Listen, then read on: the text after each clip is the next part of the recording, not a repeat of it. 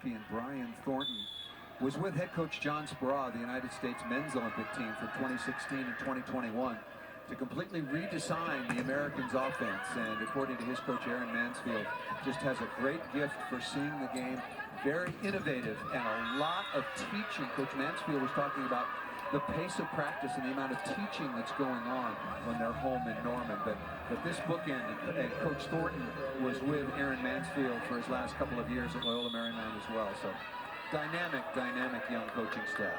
When you talk about teaching, one of the elements that they've added to Oklahoma, Brian has complete autonomy over restructuring the offense for Oklahoma. And what he's done is brought a little international flair from the men's game, making sure that the athletes and the attackers have multiple angles. So that means bringing the ball inside. That means middles, making sure that they're popping out, just providing different perspectives on the play. Looking at teams like Argentina and Iran that were very innovative in the international men's game, and then bringing that now to the women's collegiate game. So good things ahead for Oklahoma in the near term. If they get the sweep here, this would be, this would be their biggest win of the year, given the overall scenario and completely what's at stake as well for Iowa State. Sydney Thompson back to serve. Shank pass. And when we talked with Coach Mansfield, I asked him a simple question. When does he think that all of his teaching is going to click? When is Oklahoma going to flip that switch? And he says, hopefully soon, but it's a lot that's happening, and he knows how to build a structure. But maybe today, if they come out with a sweep, this could be the tide that turns. Iowa State in all kinds of trouble. During the commercial break, we talked about the RPI. I thought we might see this. Annie Hatch on the floor now. Good cover by Kimoha. And bringing that ball inside, providing the angles for the attacker. Oklahoma just getting it done. Beautiful cover by Kimoha. Watch the location of this set. High and inside, and that's exactly by the design of Brian Thornton. 8-1 run now by Oklahoma.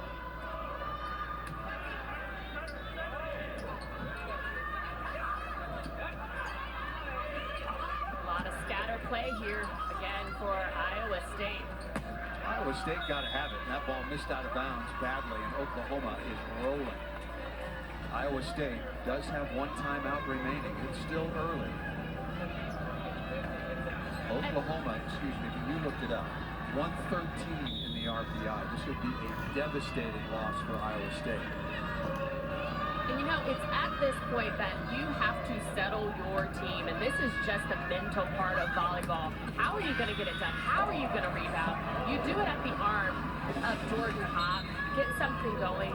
As she rotates out, who's going to be the next person to put some points on the board? And that's what Morgan Grant has to figure out. Who's she going to get involved to just claw Iowa State back into this set? And a Fiffner on the serve now for Iowa State, trailing 15-9, but more specifically, trailing 2-0.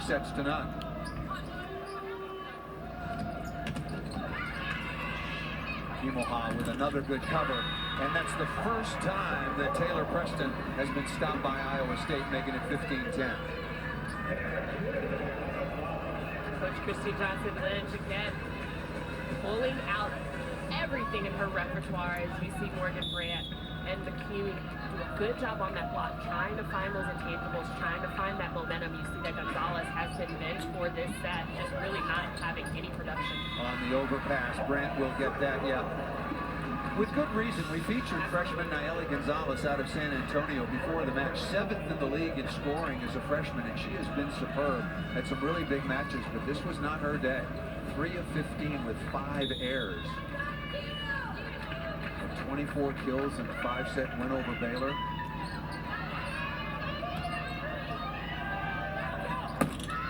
Gotta take care of the ball there. Yeah, can't miss that. Yeah, and I thought so. Timeout is going to be called now by Aaron Mansfield in his first year in Norman, Oklahoma. Timeout taken. Here comes Iowa State. Nothing going to come easy with so much on the line. more volleyball coming, and not only Oregon at Washington for the top 10 ABCA, committee reveal, but also Athletes Unlimited on ESPNU tonight at 9:30 Eastern Time. And as mentioned, coming up right after us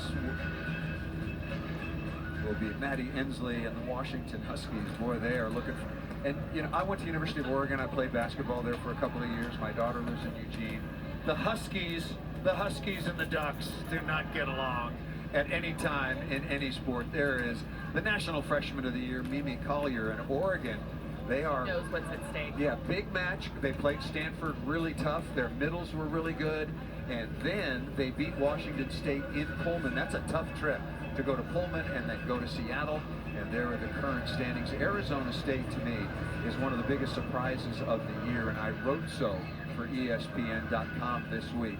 J.J. Van Niel, first-year head coach, former assistant at USC. To me, he's the national coach of the year. Arizona State was a non-factor last year. They played nobody in the non-conference, so I was very skeptical. They've got some quality wins. Good for Arizona State to be back in the mix. You know, I'm looking at Iowa State's upcoming schedule. They hope there's a long way to go this afternoon. 2 at TCU, then home, 2 for Kansas, a team that's playing really well, then at Texas, at Houston.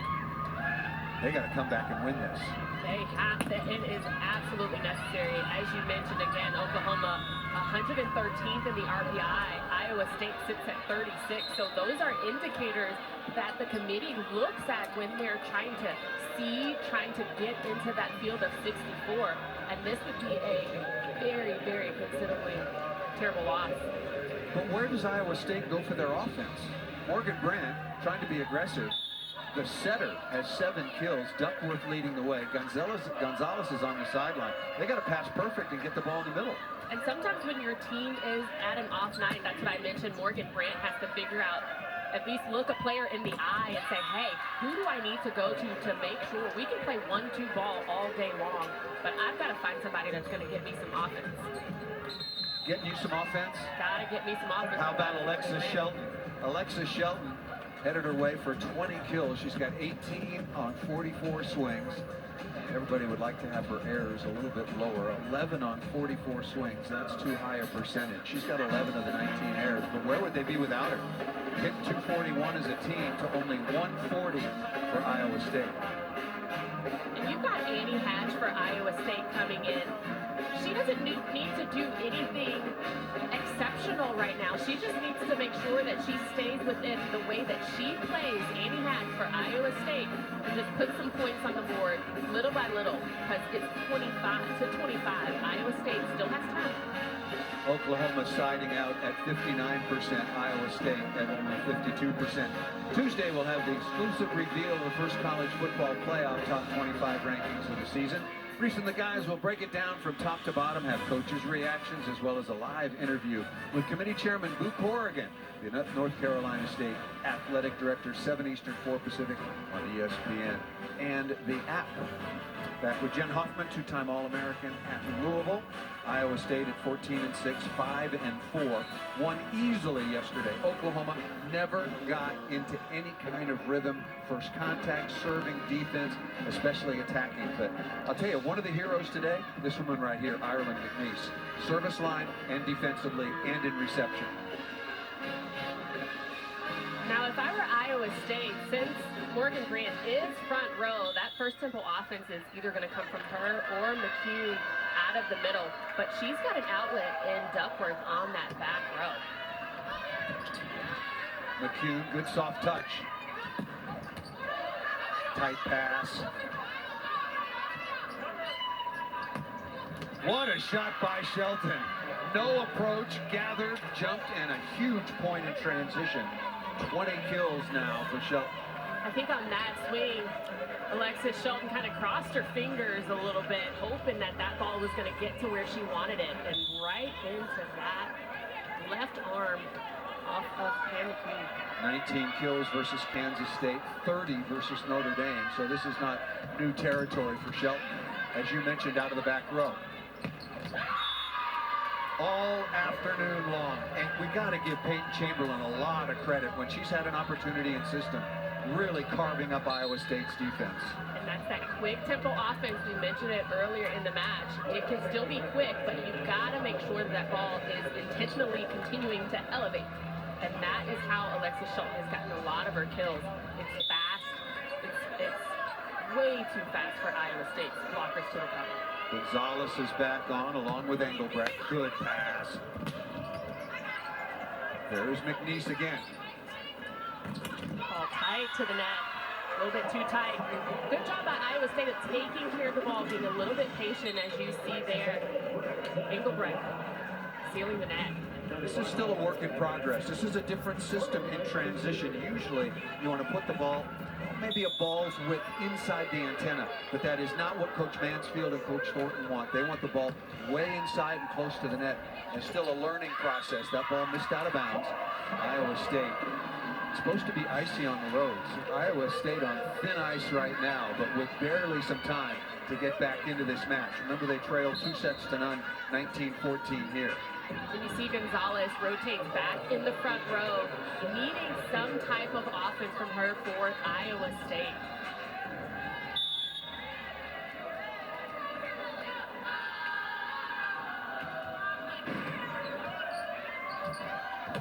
And a Pfiffner coming back, number 7 on the slide.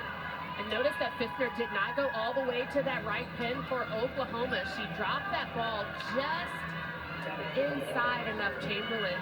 That's a good connection between your setter and your middle for Oklahoma. That was a big side out score, 20-14.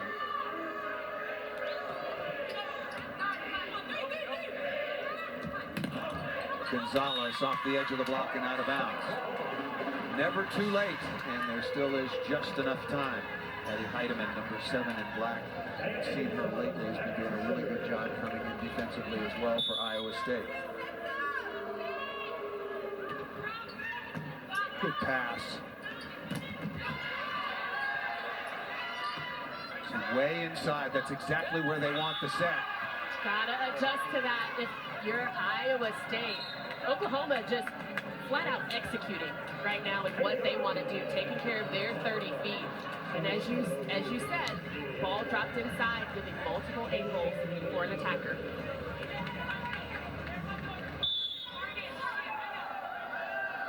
Faith Durandi, and once again to receive serve, Peyton Chamberlain. Both setters have been really good. Inside again, where does Shelton go, but has that one rejected. Good block by Duckworth getting into help. She definitely, Alexis Shelton for Oklahoma, wanted that ball. She tried to muster it right through that block, but Engelbrecht was not having it. She identified it well. Both her and Wachholz close it out. Duckworth said, no job. I gave her credit for being involved. She was a good cheerleader there. 21-16.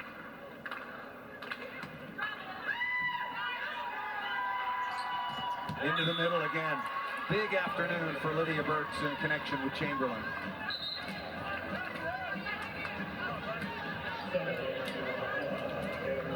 Way too much Oklahoma right now for Iowa State.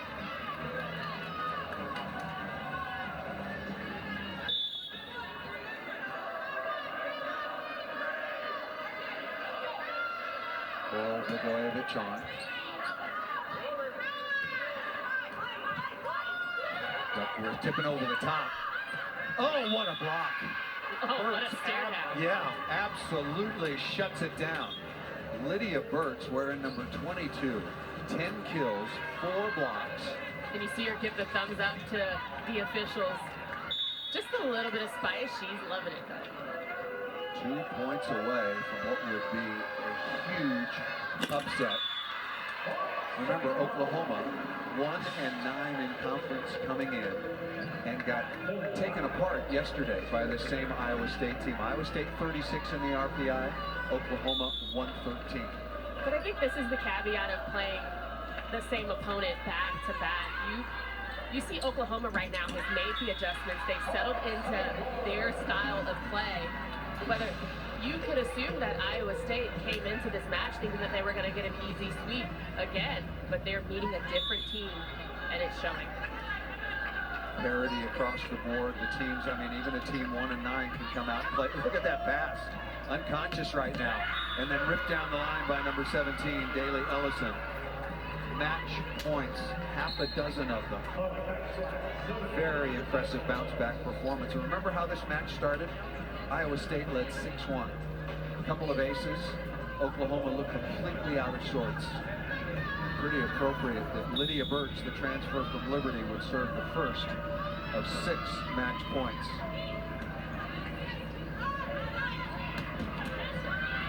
That ball is going to get to the floor. Must have side out. Jordan Hop working on the slide. The middle's got very, very quiet for Iowa State. Better serving for Oklahoma. They got off of Stone Street. Match point number 2. I think you're exactly right, Paul. Iowa State, Engelbrecht out of the middle, only had 4 attempts this entire match. Match point here. Oh, that ball was going out of bounds. Free ball for Oklahoma and the win.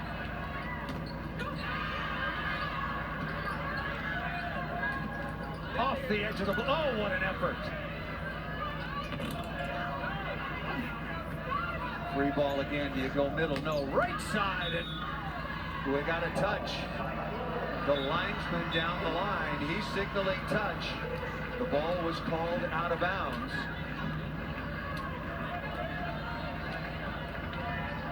Is he going to be ignored is the question.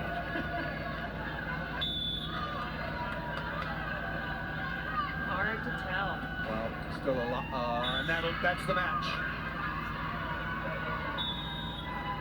Wow, what a tremendous comeback for Oklahoma. It's been a frustrating year. Everybody wants to win. New coaching staff. Talk about learning curves and all the rest. You're still your record. Oklahoma was 1 and 9. Now they're 2 and 9, and that feels a lot better. First win since 2019. Remember, they had won. To go back to my notes, I think that Iowa State had won 6 in a row, and that comes to a close at the hands of Oklahoma. And at the arm of Alexis Shelton, beautiful match for her. 21 kills total, 13 errors, 3 blocks, just a solid performance by Oklahoma. Maybe this is the match that they turn the tide and everything that they've learned. Well, they turned a lot around. Very slow start, probably down in the dumps after being swept yesterday, but give all credit to the visiting Sooners. They win at 26-24, 25-23, and 25-20, and get their second conference win so far on the year. We'll be back with more.